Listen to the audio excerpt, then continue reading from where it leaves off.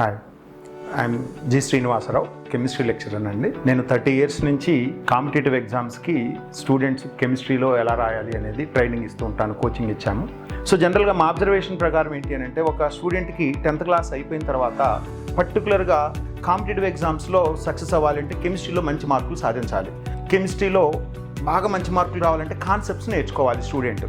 ఇప్పుడు మీరు for example NEET exam తీసుకున్నారనుకోండి, మా స్టూడెంట్కి మొన్న 2024లో 180 మార్క్స్కి గాను 176 మార్క్స్ వచ్చినాయి, అస్మితారెడ్డి అనేటువంటి ఒక విద్యార్థినికి. అలానే మొన్న మెయిన్స్ ఎగ్జామ్స్ కనుక తీసుకుంటే కెమిస్ట్రీలో 100% వచ్చింది.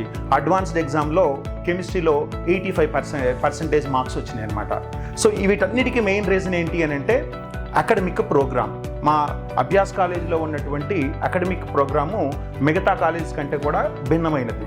సో ఎందుకు అని అంటే, ఇక్కడ మెయిన్గా మేము మిగతా అన్ని కాలేజెస్లో అబ్జర్వ్ చేసి ఒక యావరేజ్ స్టూడెంట్కి కూడా మంచి ర్యాంకు రావాలి అని అంటే అకాడమిక్ షెడ్యూల్ ఎలా ఉండాలి, మన కాలేజీ ఫంక్షనింగ్ ఎలా ఉండాలి అనేది మెయిన్ డిసైడ్ చేసుకున్నాం.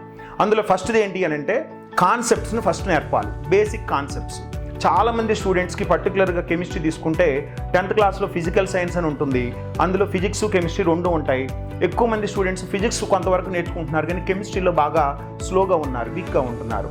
సో అందుకని మేమేం చేస్తామని అంటే, పర్టికులర్గా ఇక్కడ స్టూడెంట్ వన్స్ మా కాలేజీలో జాయిన్ అయిన తర్వాత మేము ఇంటర్మీడియట్ కోచింగ్ లేదా కాంపిటేటివ్ ఎగ్జామ్స్ కోచింగ్ మొదలు పెట్టబోయే ముందే మేము వాళ్ళకి బేసిక్ కాన్సెప్ట్స్ ఉన్నాయి కెమిస్ట్రీలో. ఇప్పుడు ఫర్ ఎగ్జాంపుల్ అటామిక్ వెయిట్స్ అని కానివ్వండి, మోల్ కాన్సెప్ట్ అంటే ఏంటి, ఎలిమెంట్స్ అంటే ఏంటి, ఒక ఫార్ములా ఎలా రాయాలి కెమికల్ కాంపౌండ్ ఇది, ఆక్సిడేషన్ స్టేట్ అంటే ఏంటి, రియాక్షన్స్ని ఎలా బ్యాలెన్స్ చేయాలి.